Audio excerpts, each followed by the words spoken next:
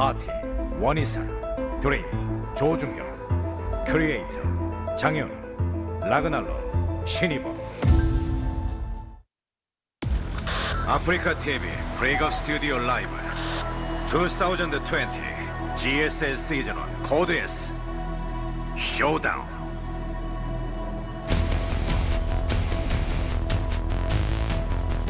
What's up, everybody? We're back. It's time to go to the second best of 3. Creator versus RagnaroK. Now, I think Creator is the weakest link in this group, but I don't ever want to count him out fully. Yeah. You know, this is a group where coming into this, it was kind of hard to say where exactly each player would line up. Hard group to call who gets out, first and second, but maybe this is Creator's season. Maybe he's going to pull it off. It's tough, though. Yeah. RagnaroK and Dream both looking very good as of recent, and Parting has been in great shape for a while now. Yeah, it's certainly true. I expect him to get last place in this group, but upsets are possible. Let's not forget, he's on Jin Air, so that's a big plus right there. He has Trap and SOS to help him decide which builds. Right. I have no doubt in my mind that he can nail build orders, right? He has Rogue to help practice against and give him the Zerg point of view, and Rogue is definitely a top 3 Zerg in the world. This is a very good pointer, Toast. I mean, he has all of the assets. Yeah, and he hasn't quit playing. Yeah, and he's still active. He's still grinding, so. I don't know what the hell happened to him that he was one of the best players in the world, and then for like 6 years at least he was real bad.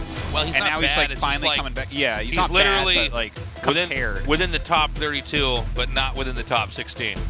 Well, he's actually, exactly a lot of it. He was like top 50 because he didn't make it into a bunch of code S's. That's true. And recently he's been coming back though, and he's had some.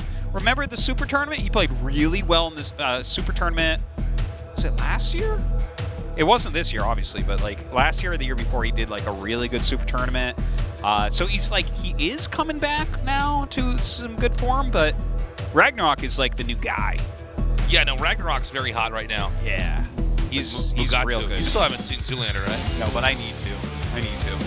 That's RagnaroK. He's so hot right now. All right. I'm so glad that we have 4 maps. Simulacrum, Everdream, Nightshade, and Eternal Empire. I really cannot wait to see what Creator's going to try to do. RagnaroK in excellent shape. Creator always looks good, just not able to finish the job. You know, but maybe, again, sometimes some pro gamers, they bloom later than others. Maybe this is his season. Let's find out. 전투 준비 완료.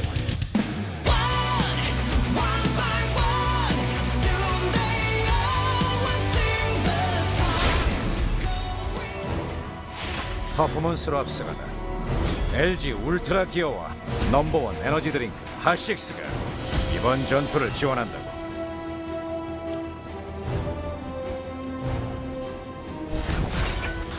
진에어 그린윙즈, 크리에이터, We brand him 장현, like a cow. Yeah. And you say maybe some players bloom later than others. Well, he already bloomed. Artosis, who's that nerd over there? Hold on, Tasteless. 치보, 라그날로, 신이범. That there's RagnaroK. Oh, this is always fun. Hi, did you want a Nexus there? Yeah. Well, you can't have it. Whoa! Okay, what do you think about this idea, right? Well, I mean, let's talk big picture here. I mean, for one, let me pose you a very specific question about it, though, because I actually want. You're like, Tasteless, what do you think about this? I'm like, well, you're like, hold on, Tasteless. But you, yeah. I wasn't actually asking you that question. I have to tell you. It was a rhetorical question, Tasteless. Yeah. I'm like, everyone knows what to think about this, Tasteless. Go ahead. Well, specifically, those things we were talking about with Creator, like, you know, he's got these strong players on his team, but to throw him off in this way, do you think that this is like, in theory, a really good way to play against a weaker player that has strong teammates? Absolutely, yeah. I think that it tears apart whatever the practice was. It's like, okay, now you're playing by my game. Because this isn't a cheese. Okay, this isn't like an all-in. It's just like, you have now fractioned all the different algorithms that he was going to have to follow in a normal build, right? And we see this actually a lot. We see this even in the early StarCraft 1 days. People figured out a lot of times just take control of the game against a weaker player because they're not going to be able to follow all the steps as comfortably. Whereas a lot of times against someone who's way better than you, it's advised to not do this because they're just like, what are you doing? I think it comes down to how well you understand the theory of what you're supposed to be doing. Yeah. Like, that gets blocked. It's like, okay, everything has shifted in the game now. All the timings. Do you know how they've shifted? Do you know how to play around those shiftings? One thing I do want to point out is that he pylon blocked the natural of RagnaroK, which I think is great, right? Because when this happens to you, you're going to get units out a little bit quicker, right? Because you're going to get like your Cybernex core before your Nexus. So maybe he can do some like adept harassment or something to punish that further away expansion that goes up. Get back here. No, I think this is an excellent way to just kind of seize the game here from RagnaroK. It is an interesting thing about Creator's past, though. He's been on the best team with the best players forever, but he's the one guy who just underperforms. Yes. You know? Yes. I know that Kira hasn't had an insane amount of success, like, you know, some of the other, like Rogue or something, but Creator is sort of, how do I say this? I mean, he's just much worse than his teammates. Yeah, the ugly duckling. Yeah. Of the, but we're still waiting to see Kenny come out on top. But I wonder what it is that holds Creator back. I wonder. Yeah, I don't know. Is it anxiety? Is it? It feels like it shouldn't be that because he was successful early on. Yeah, usually players that. Yeah, but you know, you could end up kind of feeling stress from having success and then feeling the pressure. This happens a lot with top-tier pros. Yeah. Where they start to get a lot of attention and then the expectation is they're supposed to win and then you get these weird games where you're losing. But I just wonder, you know, what it is or what he thinks it is, because he's very good. I mean, I think a lot of times if you're a person who gets a player who gets round of 32 regularly and doesn't advance, you get the short end of the stick publicly, where people go, "Oh, he's like the worst guy in the tournament." It's like, wait a minute, this is the hardest tournament to qualify for in the world. Yeah. You know, the competition is very fierce. Give the guy some credit. There's plenty of people who try to qualify who never get on the stage. But yeah, it's just it's odd that with a team with such good players, like if he wasn't on Jin Air, I would just say he's a great player. He's not, able to perform. But the fact that he has, like, all the great minds with all the great races there, and the training facility and the structured practice, coaches, all these things are a big deal. Yeah, it's. I mean, imagine you just have Maru, Rogue, and SOS on your speed dial. Anytime you're like, hey, you look across the room, hey, I got a question. Oh, what's up? Mara, what's up, man? Yeah, that would be helpful. Yeah. I need a definitive answer on what this means for Terran. Oh, yeah, here it is. What is this that I'm looking at? He warped in, he has adepts and then 1 DT. It's kind of weird. Like, he's made 6 adepts, he hasn't gotten glaives, he made Dark Shine, 1 DT, attacked a roach with it. It looks like it's a variation of the Archon build, but you set it up so that they're not expecting the Archons to come right away. Honestly. But it is a little bit weird because the Adepts haven't done much, and I actually don't know if the Archon drop's going to do that much. You know, which is saying a lot because the Archon drops always shave off a little bit of damage, but it's going to be later than normal. If I could say, please, what this feels like is he wanted to do maybe Adept DT opener, and then everything got kind of messed up a little bit with how the openers went. Because right now I'm looking at this, I'm like, you made like a lot of adepts, and I don't know if these Archons are actually going to do anything. So it doesn't feel like a super successful opener. Yeah, I don't know that this it had to do an insane amount of damage for, like, I don't think he's going to lose from here, but yeah, it's a very, well, let's go back for a second. You know, we were talking about, like, he has all access to all these great players, right, on his team. And we were mentioning SOS, but I wonder if SOS is a player that is really the best to go to for advice on Protoss, because some of the stuff he does seems so advanced that, it's going to be impacting the game years from now. Yeah, I think. And it'd be almost more useful to have a more, well, just look like at a zest there or something. It's more straightforward. Yeah, look at his quotes. Like, he literally quoted recently, "What? Protoss doesn't need a strategy." Yeah, it's like, what? Yeah. What does that mean? Not in your beautiful mind, but in everyone else's, yeah, it probably does. Okay. Overseer's been picked off. The Archons are going to continue to come in here and try to harass whatever they can. And the Spire started now. You know what? He's staying active with them, so that's good. Yeah. That's what he has to do. Yeah. Oh. Look at this. 12 mutas. I mean, is he going into Disruptor, do you think, or into Colossus? It's a good question. I actually can't tell right now. Yeah, I'm not sure. Yeah. It feels like, against what I'm seeing, you'd want Disruptor. Colossus doesn't feel good here. Colossus is generally there for like a very specific sharp timing attack. And that, well, I would welcome the Disruptor play. Yeah, that would be kind of... You don't see it that often against Cerf. No. You really don't. All right, he's actually about to hit an attack as the mutas are moving across the map. This is good for Creator, yeah, I think. he should be able to just pop off the hatchery. Yeah. Oh, yeah. Insta-cancel. Is he going to push any further forward, though? He can just keep him on 3 bases for as long as he wants. The problem, though, over here is that there's no anti-air, so the probes are just going to start getting massacred. Oh, taking a lot of damage there. Yeah, that is quite true. Already lost 9 probes. He's trying to force his way up this hill. Oh my god, he just blinks right on top of everything. Yeah, this seems like a push came to shove here, and I think he wants to try to just come in here and end this game. So all that RagnaroK has to do is hold off this attack, and he'll win the game because there's not going to be any workers on Creator's side of the map. That means that Creator has an insane amount that's coming through here.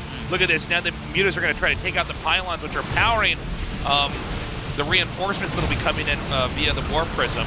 Look at this. 4 Immortals, a bunch of Blink Stalkers as well. This is a very scary army. Yeah. Drones are going to be pulled. Again, he just has to hold off this attack. Now the Immortals are in the front. He wants to, if he can, just get them a little bit further back here. You know what? Creator looking pretty strong right here. Yep.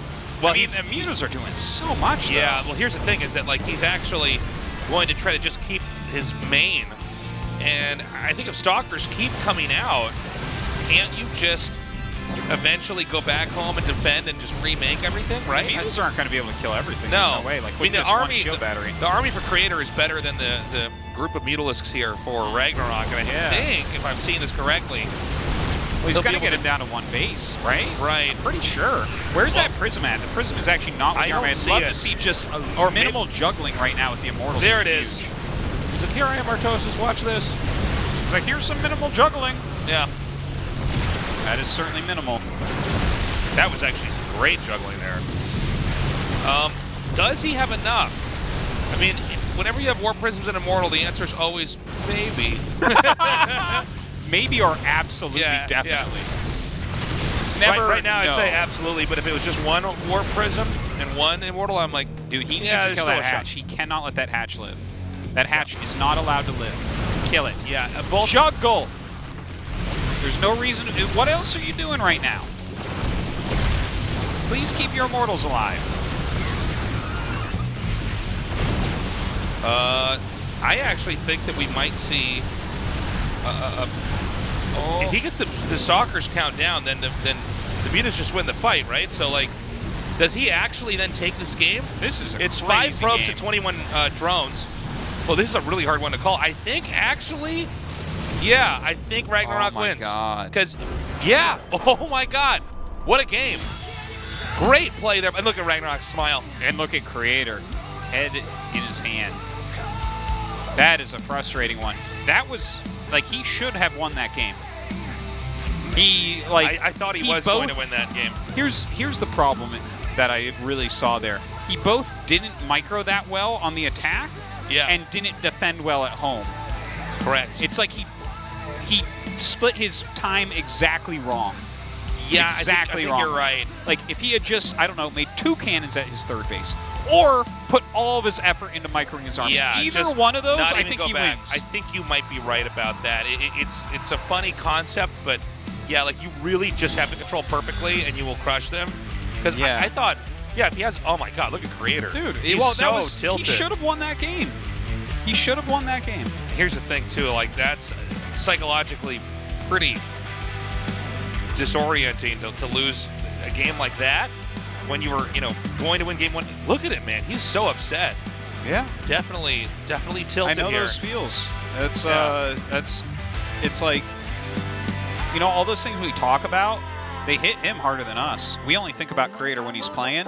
He thinks about Creator every day. He can't not think about Creator. Yeah. Because he can't get outside of himself. It's that's a rough one. By the way, and you can see he's about just like to storming off to the bathroom, maybe splashing water on his face. Well, we were actually about to go into game 2. We allow each of the players to have one break. We ask that, don't be too liberal about how often you use your breaks, but that was a moment where he just got up, walked away, and probably needs to take a few minutes to think, okay, what happened? It's a weird thing when you're really beating somebody and you think, okay, I've got it, it's happening, and all you have to do is just make the next few sequential steps to close it out. And RagnaroK, who's such a pro, just keeps focused, makes the right call. And we didn't really see it until the very end there, where there's just enough Mutalisks that the Stalkers can't be used. The Immortals would have closed the game out had there not been enough mutas. Yeah, but he has enough mutas where it's like, well, now you just can't even use the War Prism Immortal. Yeah. Again, there was 5 probes back home.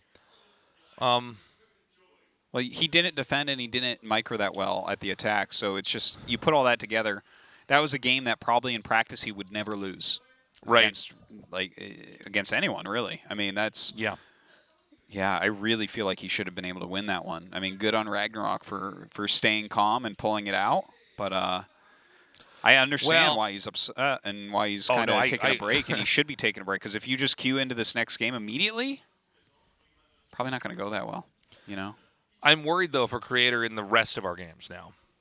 Yeah. If he's going to get out of this group, it's a lot more games that have to go a lot better for him. The problem is, and Creator is sort of our cursed player, right? I mean, it seems like the deck should be stacked for him, but it doesn't work out over and over and over.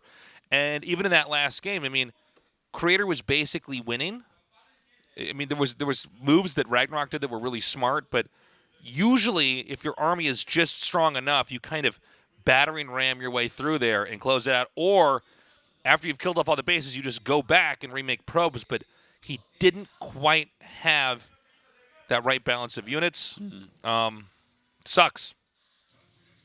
It really does suck. Okay, we're actually going to go right into this game. Whoa. Game 2. Let's go.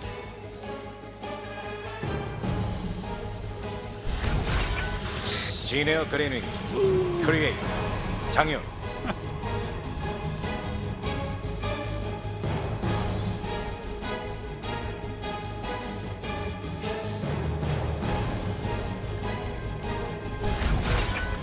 라그나로크 신이버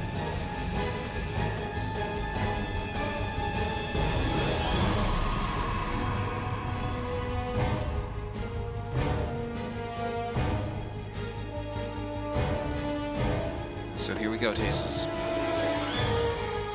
See if Creator can pull it together, give us a good game. If I had to predict this, I'd say I think Creator's going to start to fall apart here. Damn. You're harsh, Tasteless. I'm also honest. Friendly caster. No. Well, look, I mean, Creator, I think, has always had a hard time, with maintaining equanimity in a long series of ups and downs. There really are peaks and valleys you experience in a lot of these groups. You can have, if you're in a Codas group, you are completely allowed to have a disaster dumpster fire of a game. It's why we give you best of 3s. Yeah. And then in later parts, best of 5s. This whole idea is that we don't ever want to have just one game decide everything, right?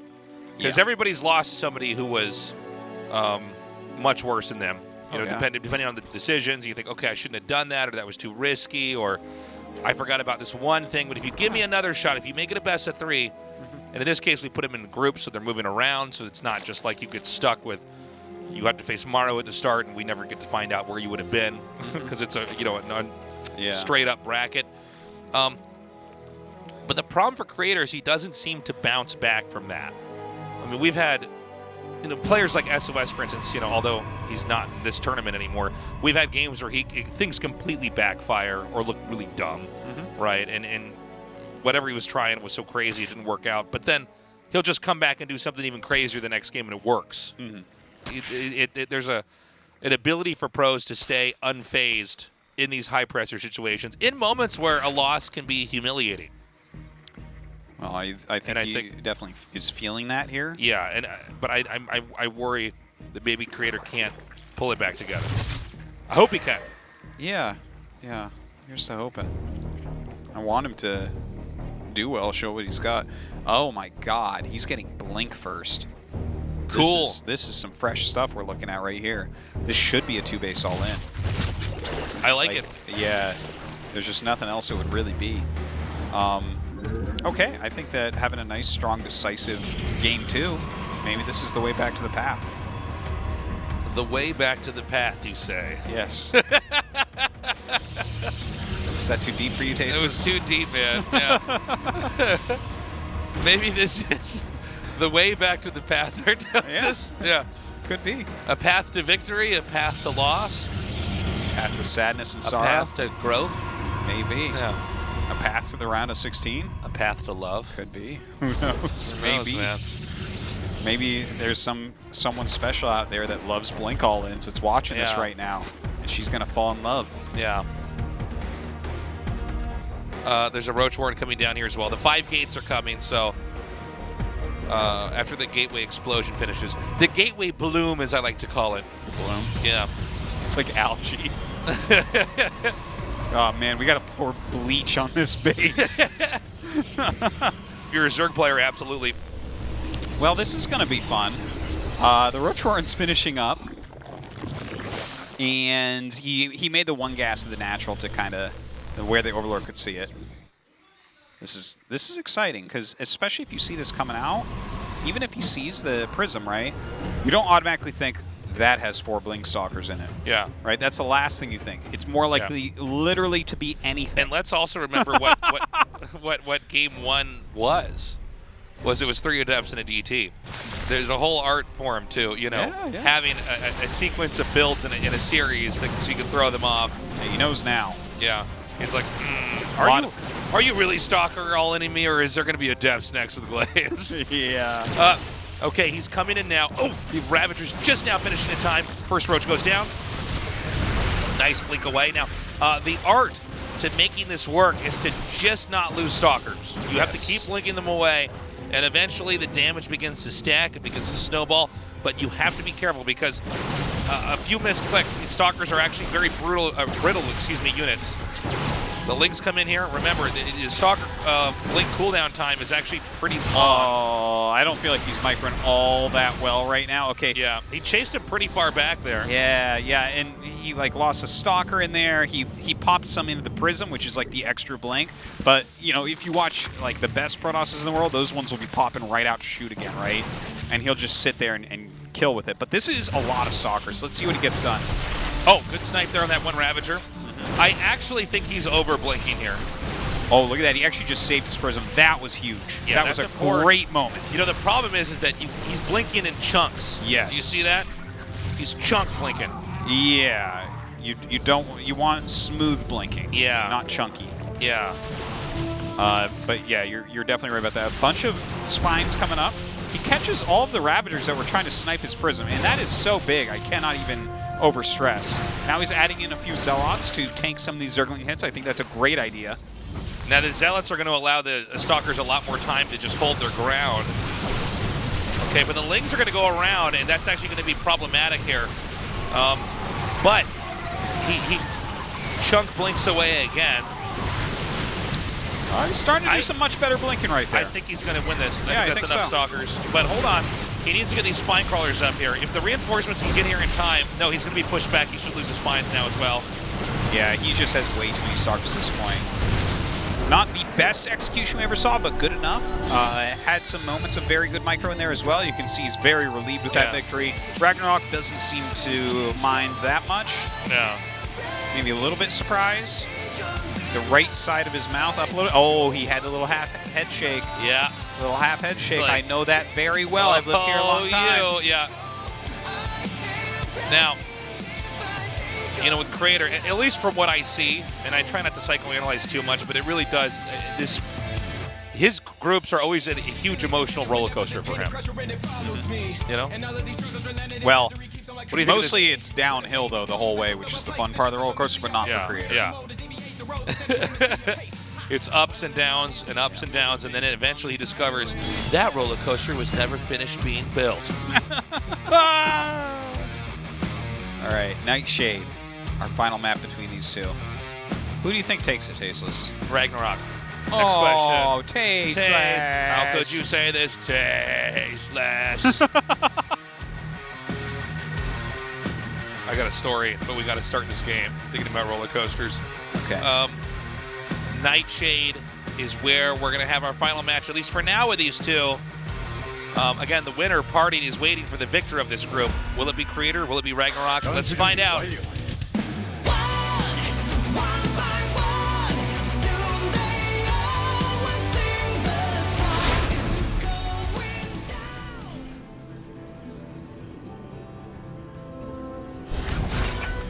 지네어 그래닝즈 크리에이터 장현우.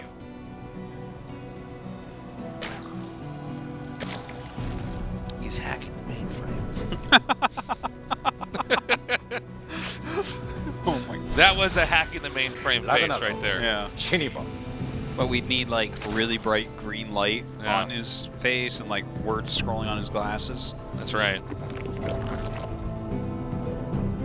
All right, So, tell us your story, Tasteless. I just thought of this, but it's when you were. Let me ask you first. When you were a kid, did you enjoy going to amusement parks and riding on roller coasters? So there was like a period where I would ride on anything and then get off and puke. Oh, really? You would throw up? It was so, like, I'd get on the ride and have so much fun that I'd walk over the trash can and puke and then continue eating my fried dough bread and walk to the next ride. Continue eating your funnel cake. Yeah, exactly. and then for a while I was like a little bit of a weenie and I was afraid of roller coasters. Oh, you got scared of it again? Yeah, I don't know how that happened in the middle of my childhood, but then like my dad made me go on a roller coaster. I was like, Dad, this one's too big. We're at Six Flags. Yeah.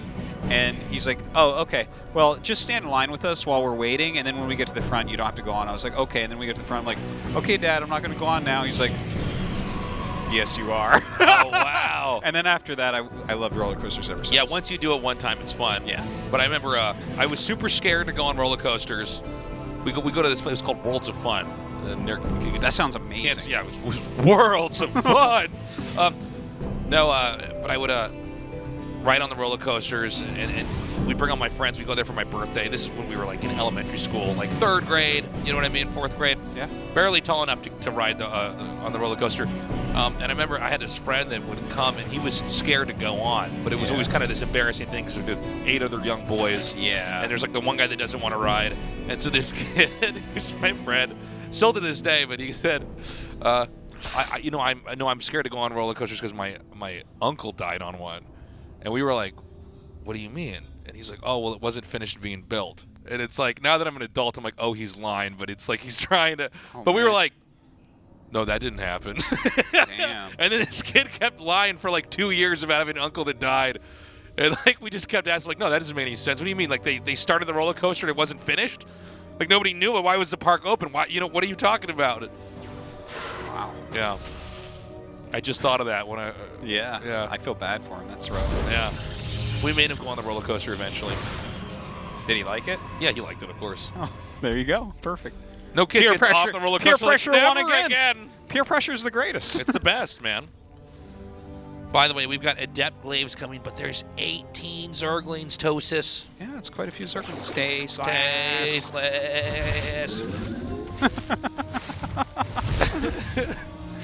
No one's ever going to understand why we make me sound like a goat when I say tasteless.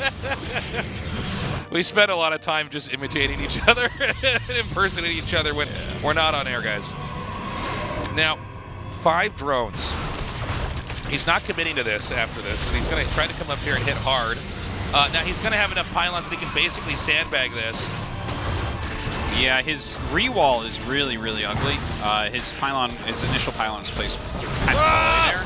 But Battery look at almost that. finishes. That's very nice. You're trapped in here with me. Well, that's certainly true this time.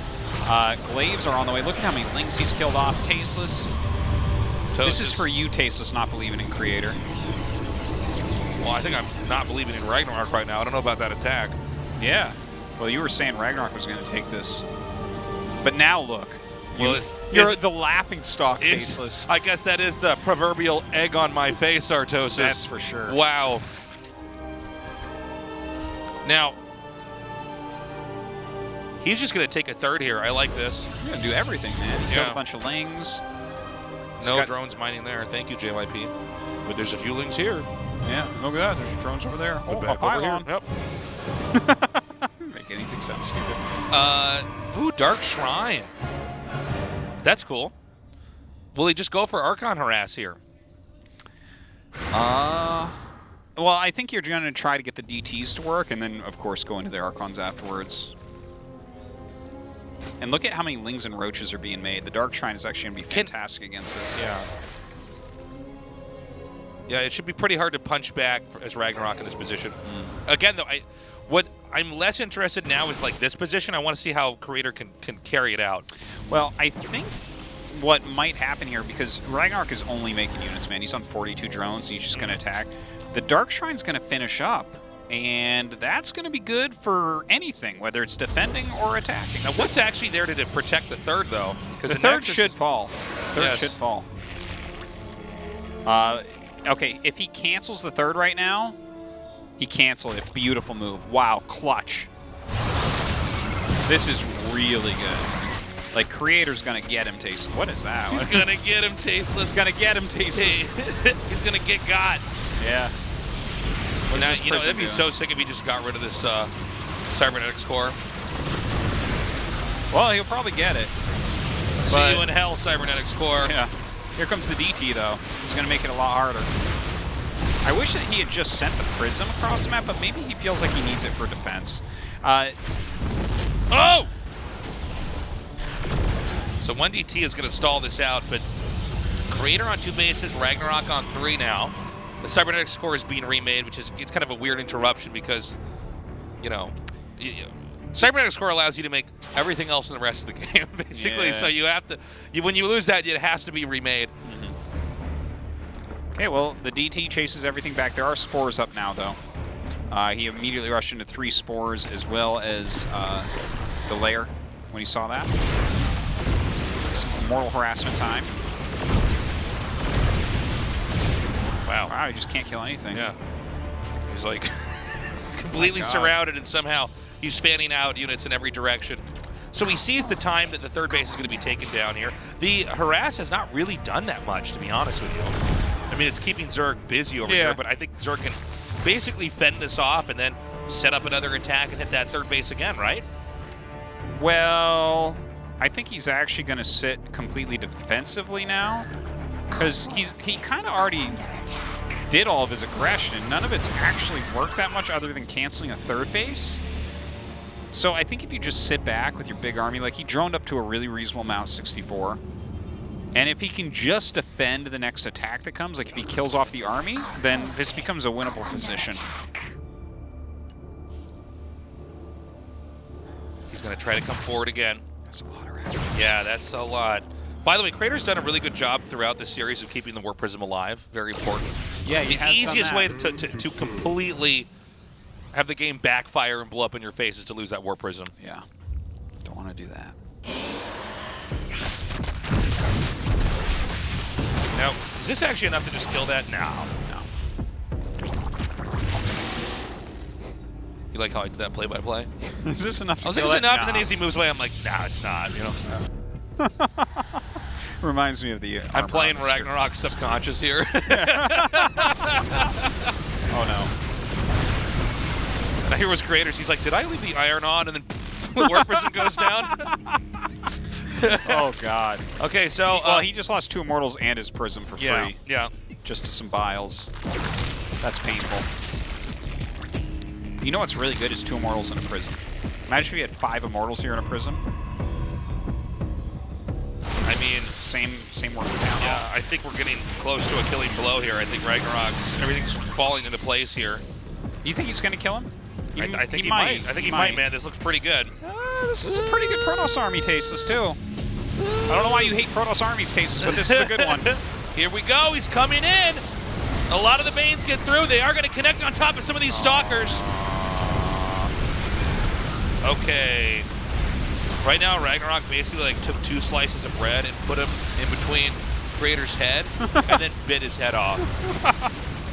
Oh my god. Made a Creator face sandwich. Creator. I just saw the look on his face. He knows that this is going to be salty. over now. Oh man. This was I wish we had Creator on camera. You would see how he actually. He is pretty hit the sad desk. right now. Damn. He is slouched back about as far as you can get. If there's no back to his chair, he'd be on the floor right now. Yeah. Well, he's not. He's probably not going to win this game, but he's not out of the tournament yet either, man. That's an understatement. He's probably not going to win this game. Artosis and I have been watching him. Like, yeah. the human Oh, Creator. he just punched his desk. Yeah, dude. That's actually the second time He punched his desk so hard I heard it through my headset. Yeah. I respect it, though. He's mad. Yeah. Oh, well, he's mad, and, you know, the games have not gone his way. And so I think at this point in time, he's basically playing, letting the rough, game man. Yeah. This was another game where he could have won this game. The thing with Creator is he always gets close, right? It's not like he just gets He's getting himself into good positions and screws it up. Man, he is as unhappy as you can really get. Yeah, there's a third desk hit. Look at RagnaroK's like, I love my life. Well, that is truly a heartbreaker for Creator, man, because honestly, in this series, if you give like his keyboard and mouse to another Protoss Pro in games 1 and 3, right, after he gets himself into these really great positions, most pros win from there. You can see he's really devastated because that is like, now he has to go play Dream, and then he has to play either RagnaroK or Parting if he wins that. Well, I and think that's like, especially for Creator, like getting out first is essential to. I mean, I'm sorry. It's getting to the winners match. Sorry, is essential to really advancing. Like, it's hard to imagine him losing here because RagnaroK is a player he could beat. Right? I mean, he did take one game off of him, but I mean, it's not over yet. It is not over yet. It's just it's hard to imagine him surviving this and getting to even the 5th best of 3. Well, when you're getting yourself into winning positions and then dropping it twice. Right. That's. But you know, this is thematic with his games. Like he gets far along enough and just can't close it out. Anyways, we have a quick break, and when we come back, our 3rd best of 3. Do not go away.